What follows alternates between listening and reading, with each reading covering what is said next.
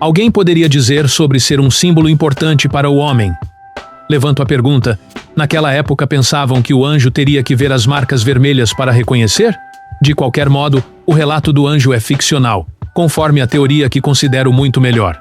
Na obra intitulada de Lectures on the Philosophy of Religion, na frase posterior na qual perguntou se o anjo teria reconhecido sem as marcas vermelhas nos batentes, Hegel diz: os ataques mais amargos de Voltaire são direcionados contra as exigências de uma fé desse tipo. Algumas vezes, Hegel fala de um modo que parece afirmar que milagres aconteceram.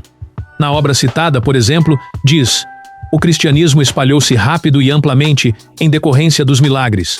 Mas ele também diz o seguinte nessa obra: filósofos têm apresentado considerações contra a possibilidade dos milagres. Isso não diminui seu efeito, porque o que é admitido em todos os lugares e o que é suficiente para nossa argumentação aqui é que esses atos de Jesus foram milagres aos olhos de seus alunos e amigos. Nada contribuiu tanto do que esses milagres para tornar a religião de Jesus positiva, para fundamentar tudo nela. Hegel muitas vezes fala dos milagres do modo que o Novo Testamento os apresentam, ou da forma que os cristãos os veem, e coisas que ocorreram por verem desse modo. Religião positiva, aqui, é aquela que se baseia em autoridade externa, mandamentos, milagres, tradições e leis impostas. Ele diz que decisões a favor ou contra milagres sempre dependeram dos interesses da razão. Na mesma obra, ele diz que o próprio Jesus falou contra milagres, repreendeu os judeus por exigirem-nos dele. Ele diz que Jesus queria uma fé não baseada na força de seus milagres, mas na força de seu ensinamento. No livro The Life of Jesus, Hegel cita aquele trecho: haverá muitos na eternidade que dirão diante do juiz do mundo: Senhor, Senhor, quando realizávamos milagres. E depois, Hegel diz: a fé que começa de maneira tão externa é ainda formal, e a verdadeira fé deve tomar o seu lugar. É essencial marcar esta distinção entre os dois tipos de fé, pois se isto não for feito, exige-se dos homens que acreditem em coisas em que, a um certo nível de cultura, eles já não conseguem acreditar. E ele continua: o seguinte deve ser especialmente notado em relação aos milagres. Se no casamento em Caná, os convidados receberam um pouco mais de vinho, ou um pouco menos, é uma questão de absoluta irrelevância. Nem é mais essencial determinar se o homem que tinha a mão ressequida foi curado ou não, pois milhões de homens andam por aí com membros ressequidos e aleijados, cujos membros ninguém cura.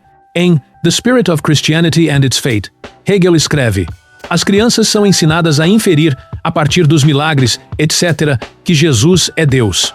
Um aprendizado desse tipo, a recepção intelectual dessa fé, não pode ser chamado de revelação divina. O mandamento e a vara podem produzi-lo. Os milagres, portanto, são a manifestação do mais não divino, porque são os fenômenos mais antinaturais. Eles contêm a oposição mais severa entre espírito e corpo, dois opostos absolutos aqui unidos, sem qualquer mitigação de sua duríssima contradição. A ação divina é a restauração e a manifestação da unidade. O milagre é a suprema separação. Assim, qualquer expectativa de que o corpo real associado a Jesus, que fora glorificado e divinizado, seria elevado à divindade em virtude dos feitos miraculosos realizados por ele na carne, é completamente anulada. Pelo contrário, tal expectativa intensifica ainda mais a aspereza de se ligar a ele um corpo real.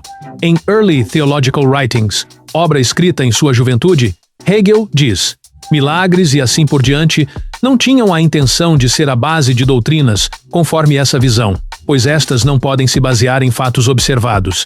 Esses fenômenos impressionantes talvez tivessem simplesmente a intenção de despertar a atenção de um povo surdo de uma moralidade. E diz também: qualquer um que saiba que na expansão do cristianismo se fez uso de tudo e de qualquer coisa, em vez da razão e do intelecto. Qualquer um que, antes de explicar a moda do cristianismo por milagres, saiba levantar a questão prévia: qual deve ter sido o caráter da época que tornou possível a ocorrência de milagres naquela época, especialmente aqueles que a história registra? Qualquer um que saiba de tudo isso achará insatisfatórias as respostas habituais à questão sobre a superação do paganismo. Analisei cuidadosamente todos os trechos que Hegel fala sobre milagres. Considero um cristianismo de Hegel melhor do que outros, mas, ainda assim, um cristianismo é um problema em Hegel, para algo no meu todo. Bertrand Russell fez fez algumas críticas a Hegel, e concordo com algumas.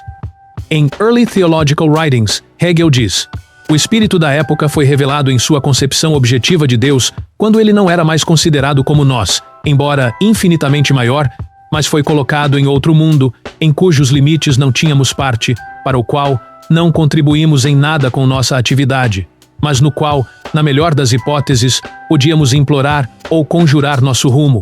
Foi revelado novamente quando o próprio homem se tornou um não-ego e seu Deus, outro não-ego.